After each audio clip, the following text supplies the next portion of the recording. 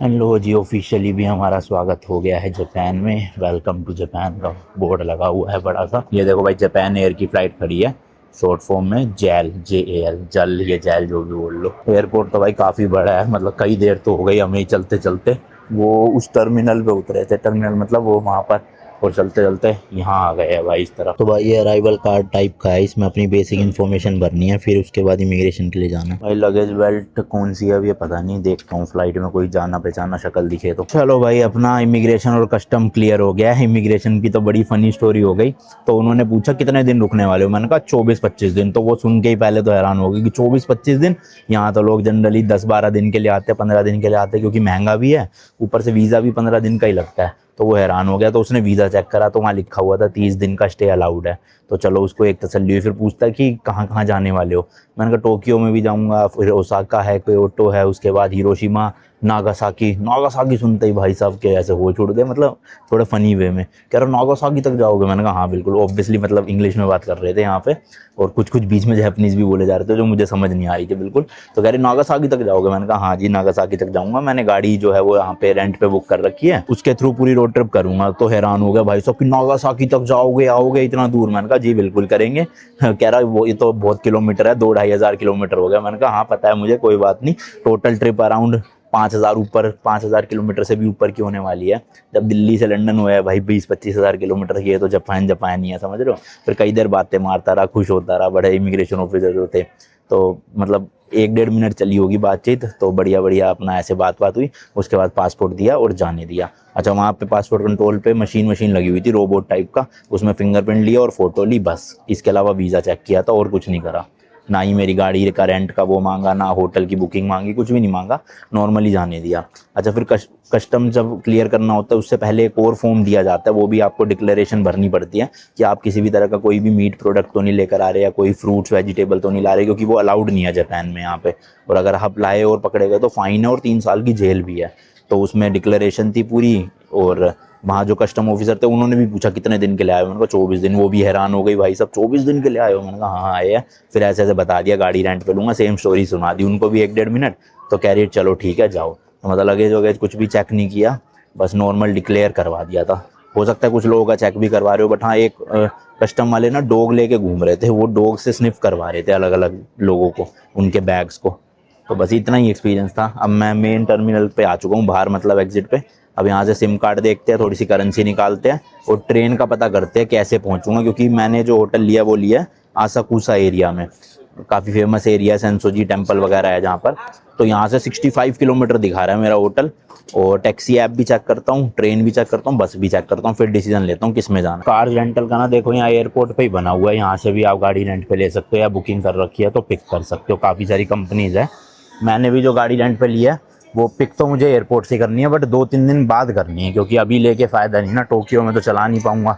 वहाँ अपना normal explore करेंगे टोक्यो को, उसके बाद फिर गाड़ी पिक करके आगे की जर्नी। फिलहाल तो पहले ATM ढूंढ रहा हूँ, क्योंकि ऑब्वियसली भाई यहाँ की करेंसी भी तो निकालनी है, जैपनीज येन। उसके बिना तो कुछ हो ही नहीं पाएगा। ये देखो भाई, सिम कार्ड के लिए भी वेंडिंग मशीन है यहाँ पर। तो अब सिम कार्ड भी डायरेक्टली वेंडिंग मशीन से निकाल सकता हूँ मैं। सही है भाई। फिर ये पासपोर्ट वासपोर्ट कैसे लेंगे? कुछ तो होगा जुगाड़, अभी समझूंगा इसको आके। देखो 12 दिन का अनलिमिटेड 6,000 येन का हो भाई साहब, बहुत महंगा है। तो पहले करेंसी निकालते, ये रहा बैंक ATM। ये कैसा ATM है अजीब सा, पहली बार देख रहा हूँ भाई ऐसा कुछ। तो नॉर्मल दिखाओ मुझे। लैंग्वेज देखो सारी है, इंग्लिश सेलेक्ट करते हैं, विड्रॉ करना है हमें। अमाउंट मैक्सिमम निकाल सकते हैं 50,000 येन। तो निकाल ही लेता हूँ यार, वैसे ज़रूरत तो है। 50,000 ही कर लेते हैं। 10-10 हज़ार के 5 नोट निकलेंगे, 1,000 का 0। ठीक है। एक्सेस फीस इस 220 येन। भाई साहब 150 रुपये के आसपास फीस भी लग रही है। चलन दो अब। लाओ लाओ लाओ कैश दो। नए नए करारे करारे नोटों की खुशबू आनी चाहिए। अबे आया ही नहीं। ये तो ये क्या कैंसिल होगी क्या ट्रांजेक्शन? फिर से निकालने पड़ेंगे। पर कैश गिन तो रहे थे, ये निकला क्यों नहीं? फिर से ट्राई करते हैं चलो। हाँ इस बार निकल गए भाई। ये देखो 10-10 हज़ार के 5 नोट। क्या मस्त नोट लग रहे हैं भाई, नए नए से नोट है बिल्कुल। देख रहे हो? ओए होए होए। तो अपने अकाउंट से कटे हैं भाई 30,000 रुपये पूरे पूरे। 60,000 येन, 50,000 येन निकालने के। तो अभी गूगल पे तो रेट 1.6 का चल रहा है, और इसके अकॉर्डिंग देखे तो 50,000 डिवाइडेड बाय 30,000, 1.66 का रेट मिला है। तो अब मतलब आप जो भी मैं करेंसी बताऊंगा उसको 1.6 से मल्टीप्लाई कर लेना। मान लो कोई चीज़ यहाँ पे 1,000 येन की है, तो डिवाइड करना होगा 1.6 से, मतलब इंडियन करेंसी ज़्यादा स्ट्रॉन्ग है उस हिसाब से, तो 625 रुपये की पड़ेगी वो चीज़ हमें यहाँ पे, ठीक है। मैं सोच रहा हूँ भाई सिम कार्ड की ना कोई शॉप मिल जाए तो ज़्यादा बढ़िया रहेगा। वेंडिंग मशीन से तो मुझे ऐसा सही लग रहा है कि चालू वालू कैसे करूँगा सिम, कुछ समझ नहीं आएगा। ऊपर से जैपनीज़ में हुआ तो बस हो गया काम। बट यहाँ कहीं पे भाई है ही नहीं, सिम कार्ड की शॉप ही नहीं है कोई, मतलब ऑलमोस्ट वो देखो सामने ख़त्म होने वाला है एयरपोर्ट और कोई शॉप ही नहीं दिख रही मुझे सिम कार्ड की। तो मुझे लग रहा है इन्होंने सब भाई डिजिटल ही कर दिया अब कि मतलब डिजिटल मतलब कि उससे मशीनों से ही कर दिया अब कि वेंडिंग मशीन यूज़ करो और निकालो। तो छोड़ो, आगे जाने का कोई फ़ायदा है नहीं, वेंडिंग मशीन से ही एक सिम कार्ड धड़ाधड़ निकाल लेते हैं। ये क्या है, the app for travel in Japan, ये भी कुछ है भाई। और ये फ़ोन भी लगे हुए अभी तक यहाँ पे, सिक्का डाल के आप फ़ोन भी कर सकते हो। ये कौन यूज़ करता है आजकल मोबाइल के ज़माने में। तो ये है भाई prepaid SIM, data, high speed internet.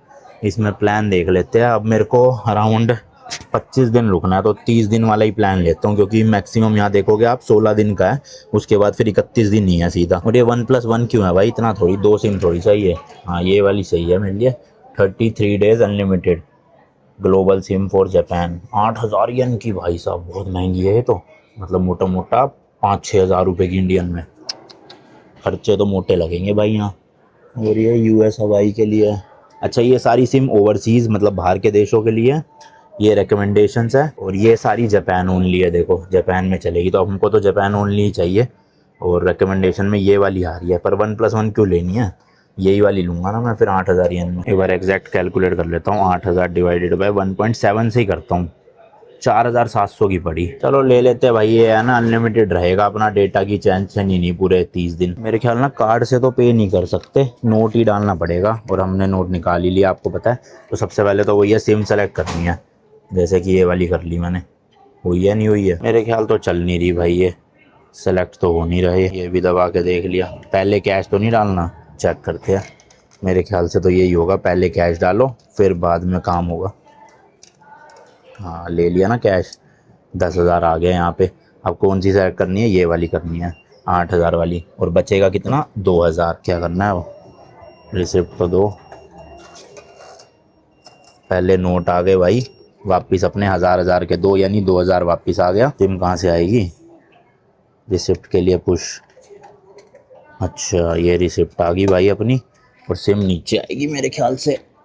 हाँ तो भाई डब्बी है रही, ये लो भाई सिम कार्ड निकाल ली पहली बार लाइफ में मैंने वेंडिंग मशीन से। भाई यहाँ देख भी सकते हो आप, लिखा हुआ है 33 डेज अनलिमिटेड और एक्सपायरेशन डेट है 2026 की। अच्छा ये तो वैसी होगी कि यूज़ जब तक कर सकते हैं। चलो इसको अनबॉक्स करते हैं, सिम की अनबॉक्सिंग हो रही है पहली बार लाइफ में, बताओ। डब्बी के अंदर निकला है जी ये पैकेज, सिम इजेक्टर टूल भी मिल गया, किसी के पास ना हो तो वो इसको यूज़ करके निकाल सकता है। और पीछे हमारी ये रही सिम कार्ड, चलो इसे फ़ोन में डाल लेते हैं। भाई 10 मिनट ना मत्था तो मारना पड़ा, सिम डलते ही चल गई थी, मैं नेट नहीं चल रहा था, फिर पता चला ये कुछ कॉन्फ़िगरेशन डाउनलोड करनी पड़ती है स्कैन करके, मतलब अगर आपका एप्पल डिवाइस है, एंड्रॉयड है तो ये करते ही अब अपना जो है नेट भी चल चुका है। चलो सिम का काम डन। देखो भर भर के वेंडिंग मशीन है, पानी की बोतल, कोका कोला, ठीक है, ये ड्रिंक्स का हो गया, ये टॉफ़ी चॉकलेट्स खाने का हो गया, इसमें भी आप वेंडिंग मशीन से निकाल सकते हो। लिटरली आइसक्रीम तक भी है यहाँ पे, देखो आइसक्रीम भी आप वेंडिंग मशीन से ही निकाल सकते हो। क्या बाकी आप अगर यूएस डॉलर वगैरह लेकर आए हो तो यहाँ से कन्वर्ट भी कर सकते हो। एक यूएस डॉलर में 140 जापानीज़ येन मिलेंगे। और भी काफ़ी सारी करेंसीज है, वियतनामीज डोंग को भी कर सकते हो।